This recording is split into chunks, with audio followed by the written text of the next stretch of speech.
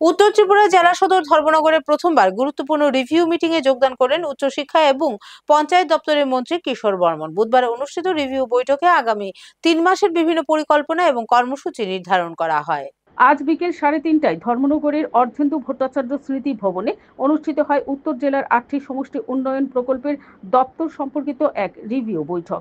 বৈঠকে উপস্থিত ছিলেন সমষ্টি উন্নয়ন দপ্তরের আধিকারিক থেকে শুরু করে পঞ্চায়েত সচিব, জেলা পরিষদের সদস্য এবং পঞ্চায়েত অধিকর্তা।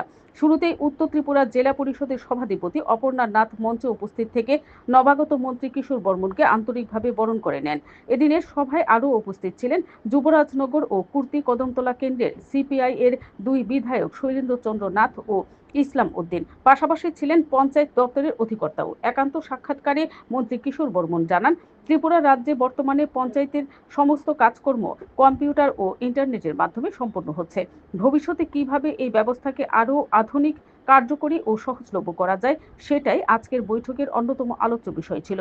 মন্ত্রী আরও উল্লেখ করেন, কেন্দ্র সরকারের নির্ধারিত বিভিন্ন প্যারামিটার অনুযায়ী গ্রামের জনগণের কাছ থেকে 100% তথ্য সংগ্রহ করে তা অনলাইনে আপলোড করার ক্ষেত্রে ত্রিপুরা আজ দেশের প্রথম সারির রাজ্যগুলির মধ্যে অন্যতম। বর্তমানে মাত্র 3টি রাজ্য এই কাজ সম্পূর্ণরূপে বাস্তবায়ন করতে সক্ষম হয়েছে, তার মধ্যে ত্রিপুরাও একটি। Bureau report, BTV Tripura news. এই মিটিংয়ে বিশেষ করে আমাদের এখন পঞ্চায়েত স্তরে আমাদের ত্রিপুরা প্রথম রাজ্য, যেখানে আমরা প্রত্যেকটা পঞ্চায়েত স্তরে কম্পিউটার, ইন্টারনেটের সাথে আমরা যুক্ত করেছি এবং সম্পূর্ণরূপে সেখানে ট্রান্সপারেন্সির সাথে কাজ করার জন্য সেটাকে আরও অত্যাধুনিক আমরা টেকনোলজির সাথে যুক্ত করছি।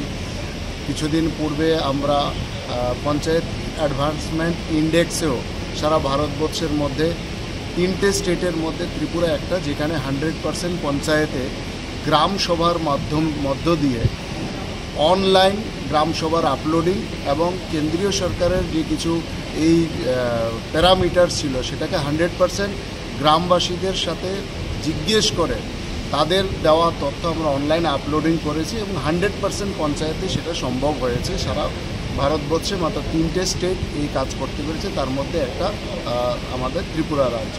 এবং বিগত বছরও আমরা ত্রিস্তর পঞ্চায়েত ব্যবস্থাপনায় সারা ভারতবর্ষের মধ্যে উড়িষ্যা এবং ত্রিপুরা দুটো রাজ্য সমানতালে 7টা পুরস্কার আমরা জিতেছি।